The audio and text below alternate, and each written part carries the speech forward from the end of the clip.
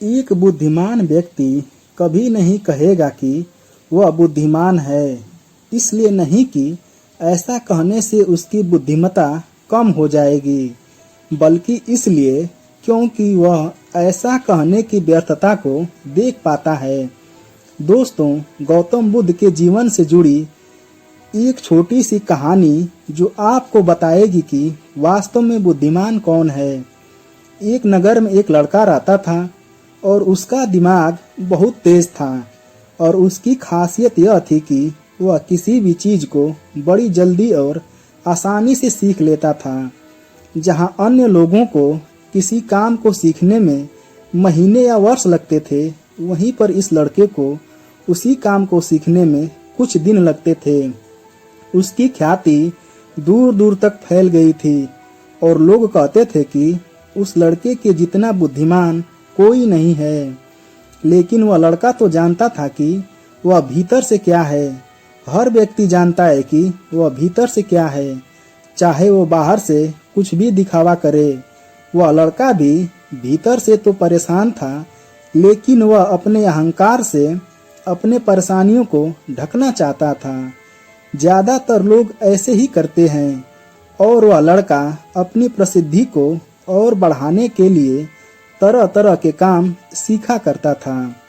वह चित्रकारी करना जानता था, वह मूर्ति बना सकता था और वह गीत गा सकता था और वो दुनिया जहान का हर वो काम सीख चुका था जो उसने अब तक देखे हुए थे।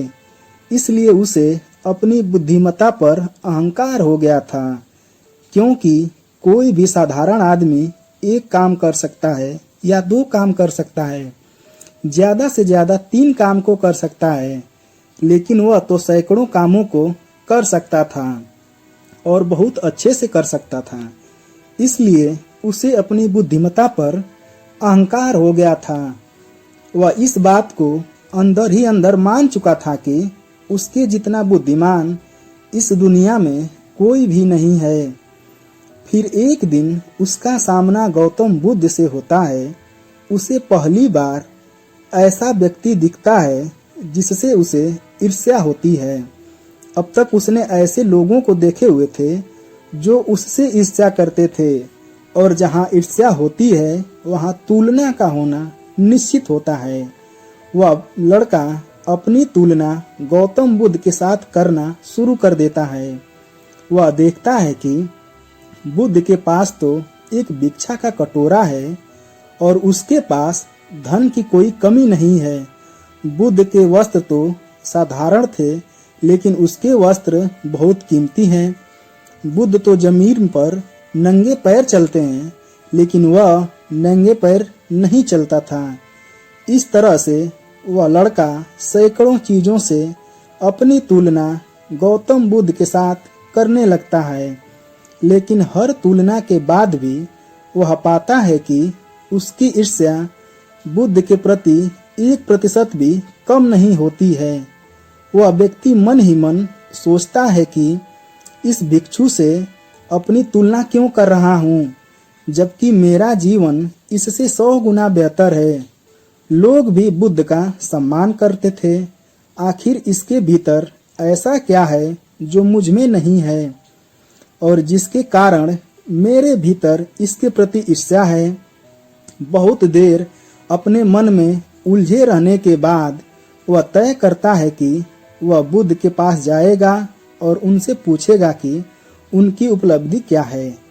वह लड़का बुद्ध के पास जाता है और उनसे कहता है कि मैं इस इलाके का सबसे बुद्धिमान व्यक्ति हूँ और आप अपने आस पास जो भी देख रहे हैं वो सब मैं करना जानता हूँ। किसी भी कार्य को सीखने में मुझे बहुत ही कम समय लगता है। सभी लोग मेरा सम्मान करते हैं, लेकिन इसके बावजूद भी मेरे भीतर आपके लिए ईर्ष्या है। मैं यह जानना चाहता हूँ कि आपकी उपलब्धि क्या है। ये सब लोग आपका आदर सम्मान क्यों कर रहे हैं। उसके बाद बुद्ध कहते हैं कि वैसे तो मेरी कोई उपलब्धि नहीं है, लेकिन तुम कह सकते हो कि मेरी उपलब्धि है। वह लड़का पूछता है कि क्या मैं जान सकता हूँ। तो फिर उससे बुद्ध कहते हैं कि मेरी एक उपलब्धि है कि मैं सभी उपलब्धियों को छोड़ चुका हूँ। वह लड़का बुद्ध से पूछता है कि मैं कुछ समझा नहीं।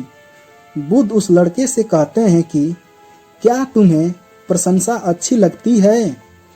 वह लड़का कहता है कि प्रशंसा तो सभी को अच्छी लगती है। उसके बाद बुद्ध कहते हैं कि क्या तुम्हें निंदा अच्छी लगती है? तो वह लड़का कहता है कि भला इस दुनिया में कौन है जिसे अपनी निंदा अच्छी लगती हो? उसके बाद बुद्ध कहते हैं कि जो तुम्हें अच्छा लगता है और जो तुम्हें बुरा लगता है, मैं इन दोनों से भी ऊपर उठ चुका हूँ। ना मुझे निंदा सताती है और ना ही मुझे मेरी प्रशंसा प्रसन्न करती है। बस यही अंतर है तुम में और मुझ में। और उसके बाद वह लड़का बुद्ध से कहता है कि लेकिन यह कैसे संभव है? बुद्ध मुस्कुराते हैं और उस लड़के से कहते हैं कि तुमने सैकड़ों काम सीखे, लेकिन एक सबसे जरूरी काम को तुम सीखना भूल गए। वह लड़का बुद्ध से पूछता है कि कौन सा काम बुद्ध? बुद्ध कहते हैं कि अपने मन को नियंत्रण करना क्या तुम्हें आता है? बुद्ध की वह बात सुन वह लड़का समझ जाता है कि ईर्ष्या का यही कारण था। उसके बाद बुद्ध कहते हैं कि जिस व्यक्ति ने सारा जगत को जीत लिया लेकिन उसने अपने मन को नहीं जीता तो उसने कुछ भी नहीं जीता, और जिसने अपने मन को जीत लिया वह सब कुछ हार कर भी उसने सब कुछ जीत लिया। क्योंकि वास्तव में बुद्धिमान व्यक्ति वही है जो अपने मन का शासक है, वो नहीं जो अपने मन का गुलाम है। गौतम बुद्ध के इन शब्दों को सुन उस लड़के का अहंकार टूट जाता है और वह लड़का बुद्ध से कहता है कि क्या आप मुझे अपने मन को जीतना सिखा सकते हैं? बुद्ध कहते हैं कि अवश्य सिखाएंगे, लेकिन मैं तुम्हारी सभी उपलब्धियां छीन लूंगा। फिर उसके बाद वह लड़का बुद्ध से कहता है कि मैं तैयार हूँ। उस दिन से वह लड़का ध्यान करना शुरू कर देता है, क्योंकि ध्यान ही वह तरीका है जिससे आप अपने मन को अपने वश में कर सकते हैं। दोस्तों, आपको यह कहानी कैसी लगी मुझे कमेंट करके बताइएगा और मेरे चैनल को सब्सक्राइब कर दीजिएगा। धन्यवाद।